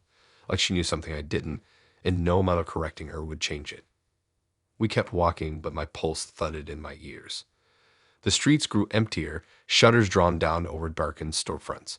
A couple street lamps buzzed faintly, throwing long shadows across the pavement. I tried to steer us back toward the main road, but she gently guided me down a side street, saying it was quicker to the station. The alley was narrow, lined with brick walls, doorways sunk in darkness, bins overflowing with trash bags. My gut told me to turn back, but I didn't. Halfway down, she stopped, turned to face me. Her expression was unreadable now, serious, almost solemn. "Daniel," she said softly, like she was confirming something to herself. I swallowed hard, throat dry. "That's not my name," I said again, my voice cracking slightly. She stepped closer, her eyes never leaving mine. For the first time all night, I noticed how cold they looked, how flat the color seemed under the lamplight. "Don't worry," she said. "You'll see." I felt my stomach twist. Every instinct screamed at me to leave. I muttered something about needing to go, turned on my heel, and walked fast back toward the main street. She didn't follow, but when I glanced back once, near the mouth of the alley, she was still there. Standing half in shadow, her pale face just visible, that calm smile fixed in place, watching me. I didn't run, but I wanted to. My chest hammered until I reached the train station, surrounded by strangers and fluorescent light. Only then did I let myself breathe. On the train home, the windows reflected my own face back at me, pale and drawn. Every time my reflection flickered in the glass, I thought of her in that shop window, whispering the wrong name like it belonged to me. Later that night, I opened Tinder to block her. Her profile was gone, not unmatched, erased. No messages, no photos, no trace she ever been there. And that's what I can't stop thinking about. The way she said it. Like it was a mistake, like it wasn't even about me correcting her. Like I wasn't supposed to know my own name at all.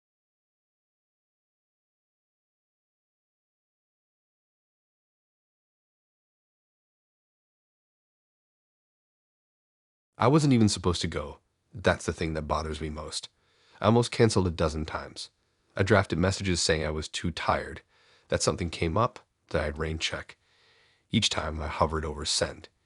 Each time I stopped myself. Now the memory of that night feels stuck to me like something I can't wash off.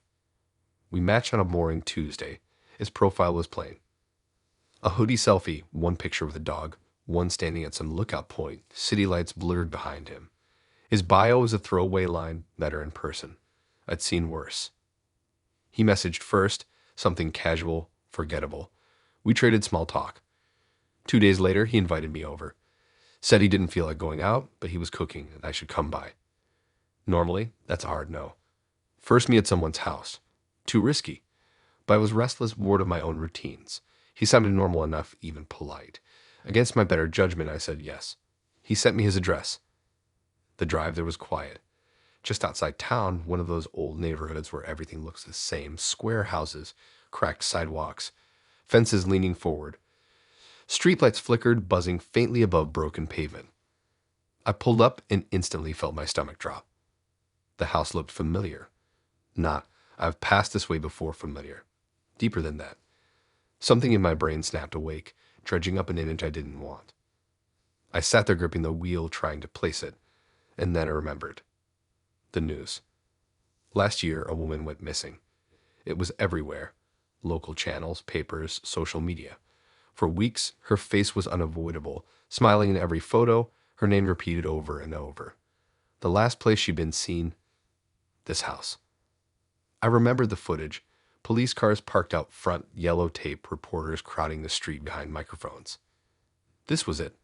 Same paint, same porch. They never said what happened.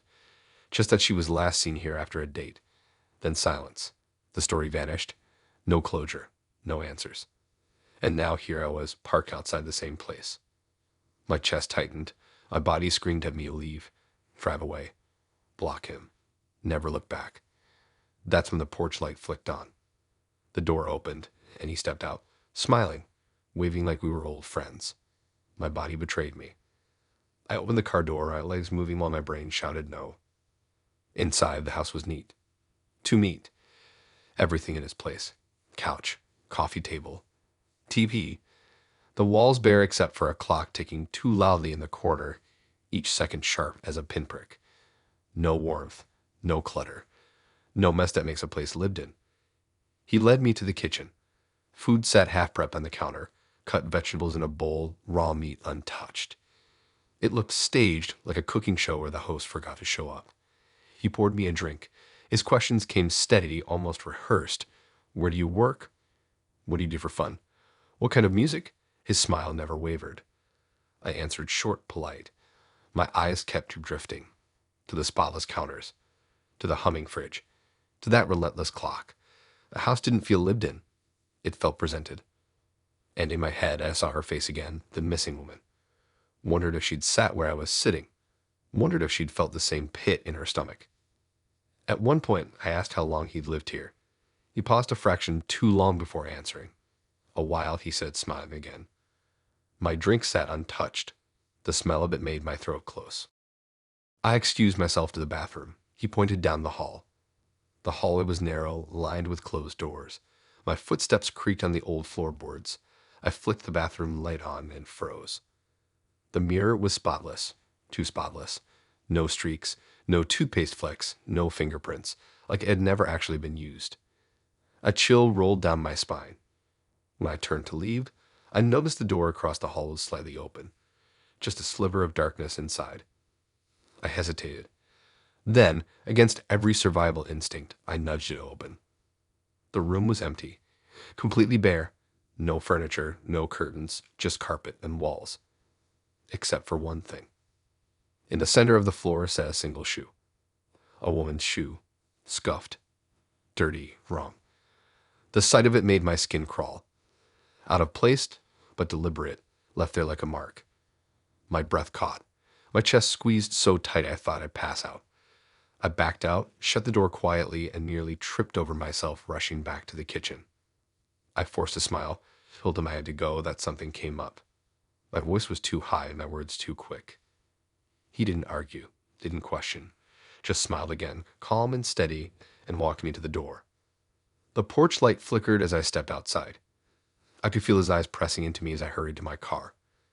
I didn't look back until I was inside with the doors locked. He was still standing there, still smiling, watching. I drove away, hands shaking on the wheel, checking my mirrors every other second. Every pair of headlights made my heart leap into my throat.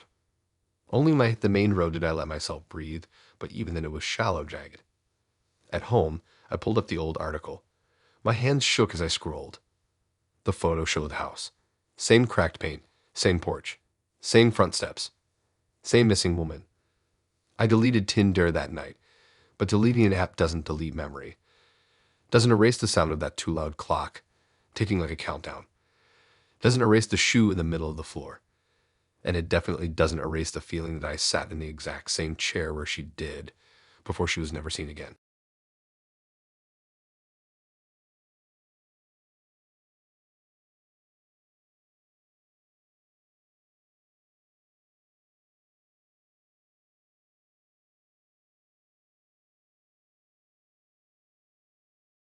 It didn't hit me right away.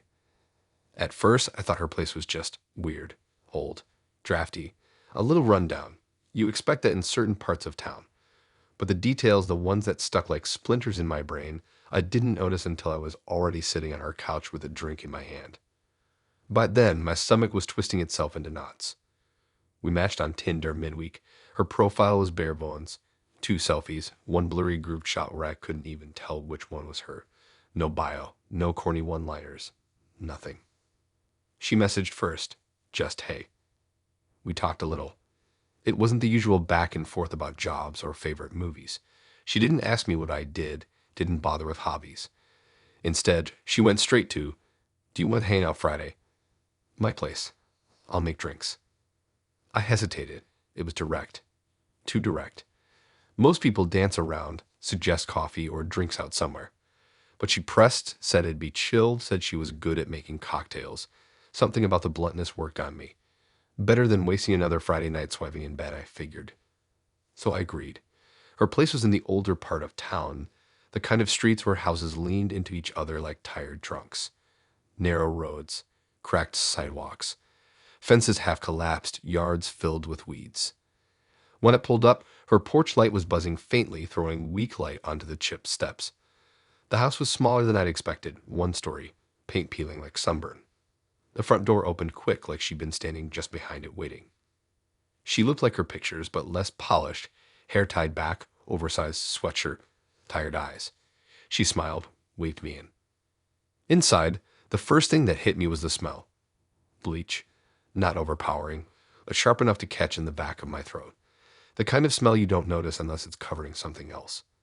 The living room was dim, lit by 1 lamp in the corner that threw long shadows across the mismatched furniture. Couch, sagging but clean. Coffee table scuffed. Everything looked like it had been collected from yard sales and thrift shops. She gestured for me to sit.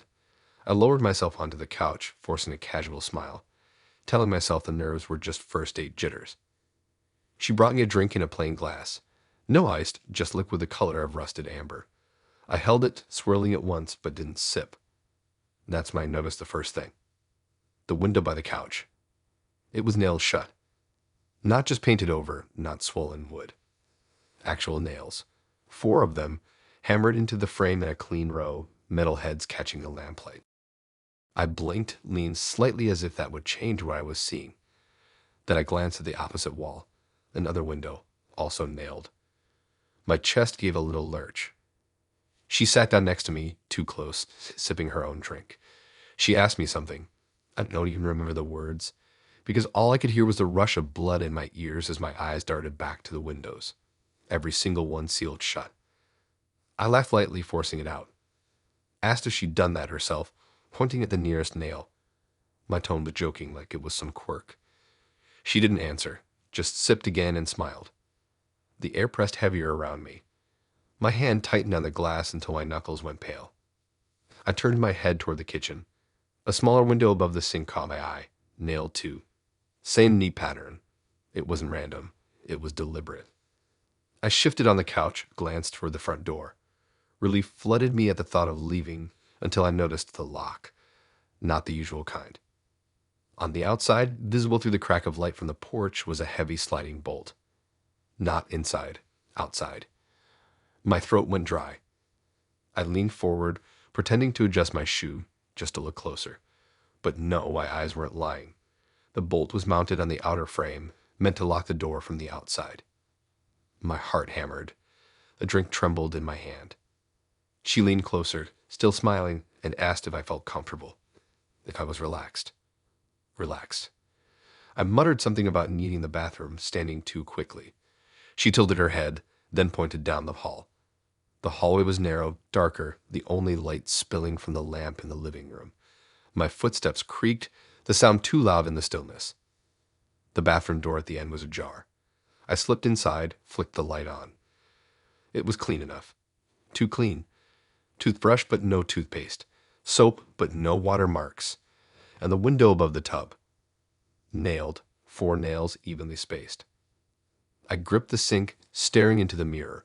My face looked pale, sweaty, stranger-like. I whispered under my breath, "You need to leave. Now, don't think, just leave." When I opened the door, she was already there. Halfway down the hall, standing still, not smiling now, just watching. I forced a grin. Told her I wasn't feeling well, that I should head home. My voice cracked, thin, and fake. She tilted her head again, studying me like she was deciding something. Then slowly she stepped aside, gesturing toward the door. I walked, each step heavy, like wading through wet cement. My eyes flicked to the nailed windows, the blank walls, the bolt gleaming on the other side of the front door. I put my hand on the handle and turned. It moved, but the door didn't. The bolt held. My heart seized. I looked back at her. She hadn't moved. Still in the hallway, half in shadow, watching. The silence was suffocating. Finally she moved, walked to a side drawer by the couch, opened it, pulled out a key. She slid it into the bolt with a slow, deliberate scrape of metal. The door opened. Cool night air rushed in like water to a drowning man. She smiled faintly. Soft, almost kind, stepped aside. I walked out, my legs trembling, every nerve screaming at me to run but refusing to let me show it. I got to my car, hands fumbling, slammed the lock the second I was inside. When I looked back, she was still there, standing in the doorway, key dangling from her fingers, that faint smile carved on her face. I drove fast, too fast, checking my mirrors until the streets blurred. My hands ached from gripping the wheel. At home, I deleted Tinder without thinking. But deleting an app doesn't erase memory, doesn't erase the smell of bleach, doesn't erase the sight of nails glinting in a lamplight, sealing every window tight. And it doesn't erase the image of her standing in the doorway with a key, the only thing between me and whatever had been planned for that night.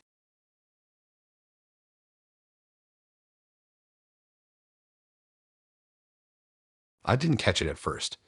The date wasn't great, but it wasn't terrible either. He was quiet, a little awkward, but I figured he was just nervous. What really got to me wasn't him. It was a feeling. That heavy, crawling sensation that someone else was in the room the whole time, even though he never mentioned anyone. We matched on a Thursday. His profile was almost aggressively plain. No bio, just 3 photos of him in blank shirts, always looking slightly away from the camera. His expression never changed, either. Flat, neutral. I usually swipe left on that kind of thing, but something made me pause. The vibe was odd, but not threatening. I figured, why not? He messaged first. His texts were short, polite, not pushy. Within a handful of exchanges, he asked if I wanted to come over for dinner. I should have said no. I almost did. But I was restless, curious, maybe a little reckless. I told myself it'd be fine. His place was tucked away behind a row of shops on a side street I'd never even noticed before. To get there, I had to walk down this narrow alley that funneled into a dead-end courtyard. His townhouse sat at the back, pressed between 2 taller buildings like it had been squeezed into place. When I buzzed, the door opened almost instantly, like he'd been standing there waiting. He looked like his pictures, thinner, paler, but unmistakably him.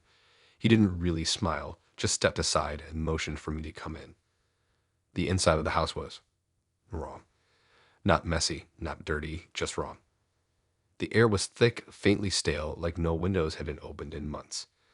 The only sound was the faint tick of a clock somewhere deeper inside. No TV, no music, nothing. The living room was sparsely furnished. A sagging floral couch that looked older than both of us. A coffee table with no magazines, no coasters, no clutter. No pictures on the walls, no decorations, nothing personal at all. "Make yourself comfortable," he said quietly before disappearing into the kitchen. I sat down on the couch, my bag pressed close to me, my eyes scanning the room. That's when I noticed a tall mirror leaning against the wall near the stairs. I only glanced at it for a second, but in that second I saw it. A figure. Not him. Someone else, standing just out of frame near the hallway. I snapped my head toward the spot. Empty. Just a hallway stretching into shadows. I laughed softly to myself, blaming nerves, bad lighting, but the crawling feeling at the base of my neck didn't go away. He came back with 2 plates balanced carefully in his hands, rice and some kind of stir-fry. He set them down on a tiny table by the window and gestured for me to sit. We started eating. The food was fine, better than I expected. He chewed slowly, barely speaking, nodding here and there while I tried to keep conversation alive. It felt like talking to a wall. Halfway through the meal, my eyes drifted past his shoulder and it froze. There was a door behind him, slightly ajar, just a thin crack of darkness beyond. And in that crack, I saw it. A face. The faint outline of a forehead, part of an eye, completely still, watching. My chest tightened. I forced myself to look back at him, praying he hadn't noticed me staring. He just kept chewing, expression blank, as if there wasn't someone standing directly behind him, peering through the sliver of an open door. I tried to play it off, forcing casual words out. "Do you live alone?" He nodded once. "Yeah." The face didn't blink. I shoveled a few more bites of food into my mouth, pretending everything was fine, but my brain was spiraling. My hand shook under the table. After a few minutes, I pushed back my chair and mumbled something about needing the bathroom. He pointed down the hall, never glancing toward the door with the watching eye. I walked past it fast, my skin crawling, every nerve screaming not to look. The bathroom was small, old. The mirror spotted with black marks around the edges. I gripped the sink and stared at my reflection, my breathing ragged. "You're fine," I whispered. "You're fine." Well, I didn't believe it. When I came out, the door behind him was closed. No crack. No face. He was in the kitchen, quietly stacking dishes. The silence of the house pressed harder against me. I sat back on the couch, trying to calm down. My eyes wandered to the mirror again, and that's when I saw it. Another face. Not the same one. Lower this time. Crouched. Its features blurred by the glass, but its eyes, those were clear. Staring directly at me. I jolted to my feet, my chest locking up. He turned his head, expression blank. "You okay?" I should go," I stammered. He didn't argue, didn't try to stop me. He just nodded like he'd expected it all along.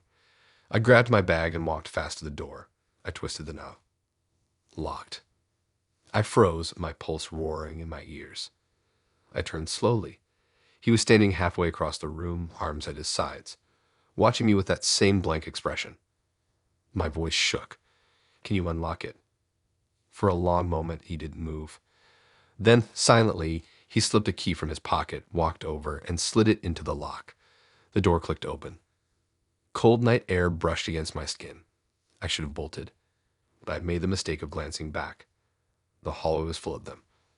Figures, shapes, faces, too many to count. Standing in the dark, pressed against the walls, heads tilted, eyes fixed on me. They didn't move. They didn't breathe. And he never acknowledged them. Not once. I stepped out onto the alley, the air biting sharp into my lungs. He stood in the doorway, the key still in his hand, watching. I walked fast, my legs trembling, resisting the urge to break into a sprint. I didn't look back again. At home, I deleted Tinder immediately, but deleting an app doesn't erase memory. And I still don't know who or what I saw in that house. All I know is this: he wasn't alone, not even close.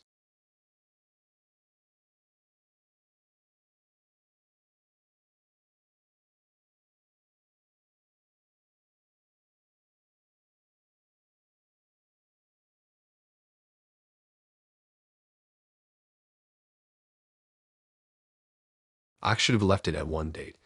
That's what I keep telling myself. It was fine, just average, nothing worth thinking about.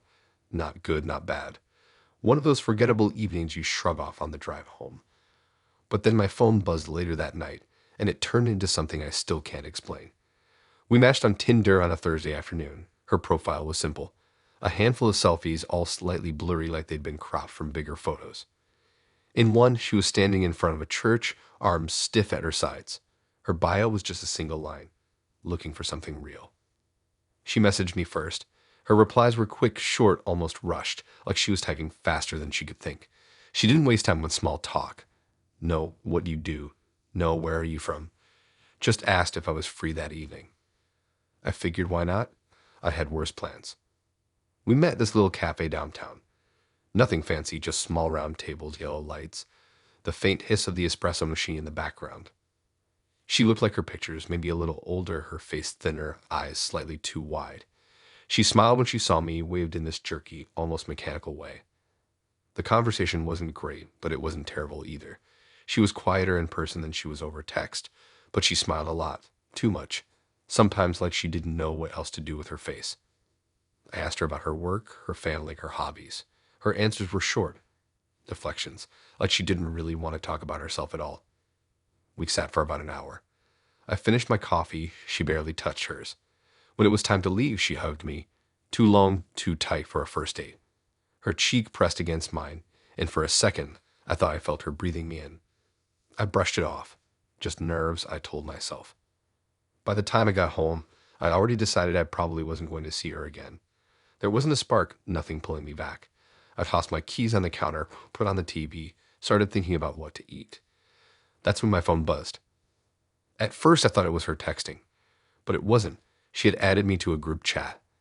The name of the group was Family. The icon was the stock photo of flowers. I opened it, and my stomach tightened. There were about 15 numbers in there. No names, no profile pictures. Just blank numbers. Her first message appeared seconds later. This is him, my fiancé. I froze. Fiancé, we had one coffee together. My thumb hovered over the keyboard, unsure what to type back. Before I could respond, the photos started coming in. Not from her, from the others. One by one, images of me appeared in the chat. The first was me sitting at the cafe table earlier, sipping my drink, my head tilted, looking at her. Then another, me walking down the street afterward, jacket zipped, hands in pockets. Then one of me unlocking my car. My chest went cold. Every angle covered. None of them were screenshots, none selfies. These were photos taken by someone else, someone following me. The chat filled with them. Grainy shots from across the street, crystal clear ones from just a few feet away. One was even framed through the cafe window, the glare of the glass catching my reflection. I scrolled faster, my thumb shaking. No one in the group typed words. No emojis, no comments, no reactions. Just photo after photo after photo of me. I backed out of the chat and texted her directly. What the hell is this? No reply. I typed again, more desperate this time. Why are there pictures of me? Who are those people?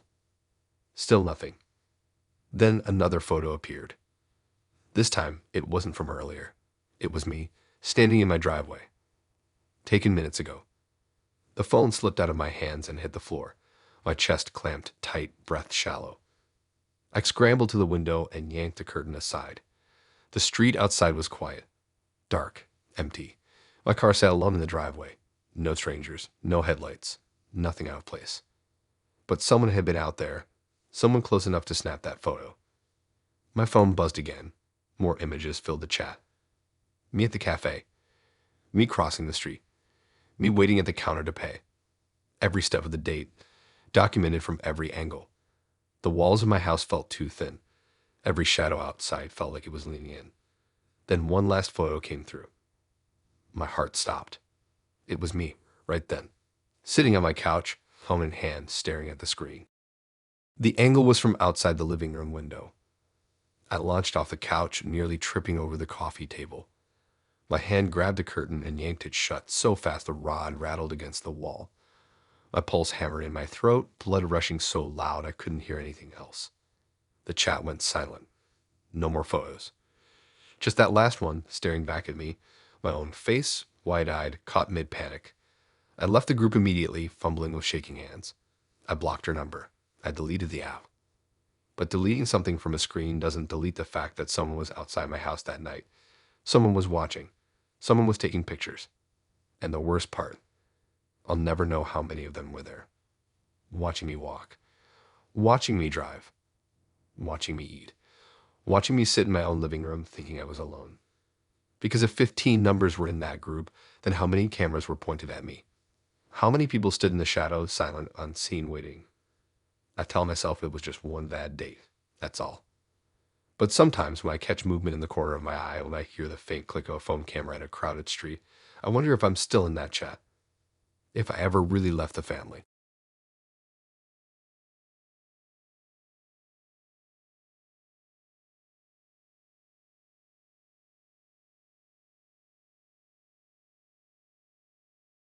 I thought the worst part about online dating was just dealing with awkward people. You go out once, it doesn't click, you both move on. Maybe you spot a polite, nice meeting you. Maybe you ghost. Either way, life keeps going. That's what I assumed would happen with him. One date, then done. We matched on Tinder one weekend. His profile was normal, smiling pictures, one of him hiking, one of him at a concert, one of him holding a beer with friends blurred in the background. His bio said he liked trying new food spots. Harmless enough. He messaged first. Something light about a new ramen place downtown. I replied, we talked a bit, and he asked if I wanted to grab dinner. I said sure. The date itself was fine. Average. We met at a busy restaurant, the kind with too loud music and long wait times. We talked about work, hobbies, TV shows. He was polite, a little too careful with his words, like he was repeating lines he practiced, but there wasn't a spark. I left thinking, okay, nice guy, but not for me. The next day, he texted asking when we could meet again. I told him politely that I didn't feel like a second date was a good idea. He replied with the thumbs up emoji. That was it. I figured that was the end of it. It wasn't. The first time I noticed him again was at the grocery store. I was walking down the produce aisle with my headphones in, basket hooked over my arm, when I saw him a few feet away picking apples. He smiled when our eyes met but didn't come over. I told myself it was just coincidence. Small town. People shop at the same stores. But a few days later, there he was again. This time at the gym. I'd been going there for months. Same time after work, same row of treadmills. I'd never seen him there before. But suddenly he was 2 rows behind me, running slow, his head tilted slightly every time I glanced his way. Again, he didn't say anything, just kept glancing up over and over. By the third time, I couldn't write it off anymore. I was walking toward a cafe near my office when I spotted him already inside, sitting by the window with a coffee. His eyes lit up when he saw me. He waved. My stomach sank. I didn't wave back. I just ordered quickly, grabbed my drink, and left. That night I texted a friend about it, trying to laugh it off. Weird coincidence guy keeps popping up everywhere. I wrote, adding a joking emoji to hide how unsettled I felt. But the feeling didn't leave me. It clung to me like a film. Then it escalated. One night, I drove across town with a coworker for dinner. Halfway through the meal, I looked up and froze. He was outside, standing on the sidewalk, not coming in, not moving, just standing there pretending to check his phone while facing the window. My coworker noticed my expression. "Do you know him?" she asked. I forced a smile, lied. "No, just looks familiar." But inside my chest was a tight knot. After that, it felt like every time I left my house, he was there. At the park when I went for a run. At the gas station when I filled up. Even outside the movie theater one night when I met my brother. Always at a distance. Always just close enough for me to notice. Never approaching. Never speaking. Just watching. I deleted Tinder completely. I blocked his number. I changed my settings on every social app I had. None of it mattered. Because he didn't need the apps anymore. The breaking point came a week later. I was digging through my purse, looking for my keys when my hand brushed something hard in the lining. At first, I thought it was loose change. But when I pulled it out, my stomach dropped. It was a tiny black device, no bigger than a key fob. Smooth plastic, one faint blinking light. A tracker. I sat frozen, staring at it in my palm. My skin crawled. That was how he kept finding me. That was why he was always there. He knew everywhere I went because I've been carrying him with me the whole time. My brain short-circuited. I tried to think back. When could he have slipped it in? The only time my purse had been near him was on our date. I remembered setting it on the chair beside me while I went to the restroom. A few minutes alone was all it would have taken. He could have dropped it in the pocket lining without me noticing. The memory replayed in my head, and smiling politely as I came back, the way his hands were resting on the table like he hadn't moved at all. My stomach lurched. All those coincidences. The grocery store, the gym, the cafe. None of it was random. He had been following me on purpose. I dropped the tracker onto the counter like it was something toxic, backing away from it, my breath jagged and shallow. That night I didn't sleep. Every car door outside made me flinch. Every headlight sliding across my blinds made me think he was parked there watching. By morning, my decision was made. I stuffed the purse into a trash bag, tracker still inside, and tossed it into a dumpster behind the grocery store across town. I bought a new purse the same day, cash only. Then I changed everything. A different grocery store, a different gym, a different cafe. I rearranged my schedule, altered my routes, cut off patterns he could predict. For weeks, I didn't see him again. No sudden appearances. No silent stares from across a parking lot. The knot in my chest loosened just slightly, but it never fully went away. Because sometimes when I'm walking alone, that feeling creeps back. That heavy, crawling awareness at the back of my neck. That certainty that someone is there. And I wondered, did I really throw away the only tracker? Or does he have more than one?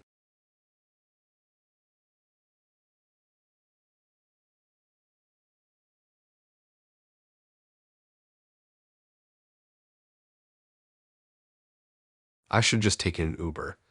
That thought loops in my head every time I replay the night. If I had, none of this would have happened. I'd have gone home, maybe never thought about her again. Instead, I said yes, and have been living with the memory ever since. We matched on Tinder on a Wednesday. Her profile was short, almost careless. 2 mirror selfies. One blurry picture at some party where she was barely visible. No bio. No fun facts. No hints about her job or interests. Just her name and age. She messaged first. Not hey, not a cheesy pickup line. Just drinks Friday. Straightforward. Mold. I liked the decisiveness. The bar we chose was downtown, one of those places that's always buzzing but never too packed to breathe. It felt safe. When she walked in, I recognized her immediately. Same hair pulled up neatly, same sharp jawline, same black jacket from one of her pictures. She wore dark boots that clicked against the tile floor as she crossed the room. She smiled when she reached me. Friendly, practiced. She laughed easily, though I noticed she asked far more questions than she answered. I told her about my job, about the podcast I was into, about a trip I'd taken last year. When I asked about her, her replies were vague. I work here and there. I like to travel. Never specifics. Not one real detail. Still, the drinks flowed, and the conversation didn't crash. It wasn't sparks, but it wasn't awkward either. Just fine. By midnight, the crowd had thinned. I stood, thanked her for the night, and pulled out my phone to order an Uber. That's when she stopped me. I'll drive you, she said quickly. I smiled politely, shook my head. It's fine, I can get a ride. But she leaned in, insistent, almost playful. Don't waste money. I'm parked nearby. I hesitated. I should have held my ground. But the way she said it, smiling, tilting her head like it was already decided, it felt rude to refuse. Against my better judgment, I tucked my phone away and followed her out. Her car was an older Sedan, dark blue, spotless inside. Too spotless. No coffee cups, no receipts crumpled in the doors, no personal touches dangling from the mirror, just sterile and empty. We pulled out of the lot, and at first, everything seemed fine. We joked about some drunk guy who'd been hitting on the bartender. She laughed, and I felt myself relax. Then I noticed the streets. She wasn't heading toward my neighborhood. Instead of turning east, she drove straight through the city center and toward the outskirts. At first, I thought she'd missed the turn. I pointed it out lightly. Hey, it's actually the other way. She didn't answer. She just smiled. I tried again, firmer this time. My street's back that way.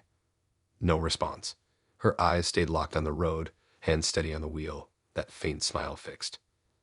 The silent stretch, broken only by the hum of the engine and the rhythmic thump of tires rolling over cracks in the asphalt. My chest tightened. I shifted in my seat, gripping my phone in my pocket. Should I call someone? But what would I even say? That my date was taking the long way home. That she was smiling too much. I kept watching the signs. The city lights thinned out, then disappeared completely as we merged onto the highway. Forest rose up on both sides, endless and black. The further we drove, the emptier the road became. I asked again where we were going, my voice sharper this time. She didn't even glance at me. Finally, she reached down and adjusted the radio. Static hissed. Then she turned it off completely. The silence after was worse.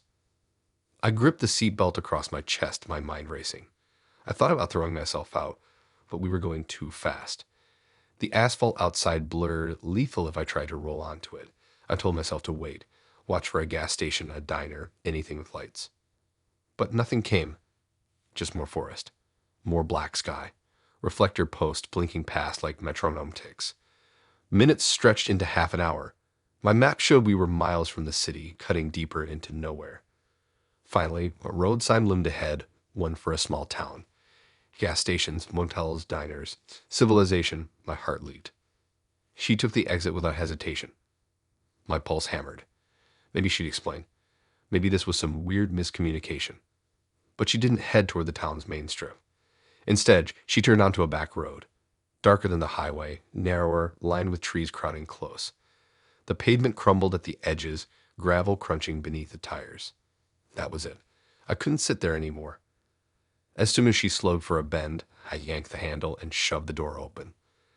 The air hit me cold and sharp as I tumbled out. Gravel tore across my arm, pain flaring hot, but adrenaline drowned it. I rolled, scrambled to my feet, and bolted into the trees. Behind me, the car idled for a few seconds, headlights sweeping across the forest. My lungs burned as I ducked low, crouching behind a tangle of branches. The car sat there, engine humming, her face barely visible through the glare of the beams. Then finally it rolled forward and disappeared down the road. I stayed hidden for nearly an hour, heart thudding so hard I thought it would give me away. Every rustle of leaves sounded like footsteps. Every snap of a twig made me flinch. When I finally dared to move, I stumbled through the woods until I saw the glow of lights ahead. A small diner, neon sign flickering. My legs shook as I pushed through the door, dirt smeared across my clothes. The waitress gave me a strange look, but I didn't care. I borrowed the phone, called a friend, and got a ride back home. When I opened Tinder the next day, her profile was gone. Not unmatched, just gone, like she never existed.